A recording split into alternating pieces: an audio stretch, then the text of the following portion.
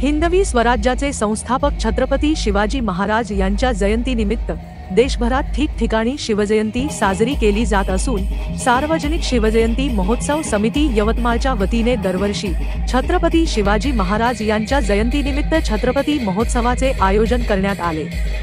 यावेळी यवतमाळच्या शिवतीर्थ छत्रपती शिवाजी महाराज पुतळा परिसरात 3 दिवस विविध स्पर्धा आयोजित करण्यात आल्या होत्या। आज सायंकाळी शिवजयंती निमित्ताने शिवतीर्थावरून यवतमाळ शहरात भव्य शोभायात्रा काढण्यात आली।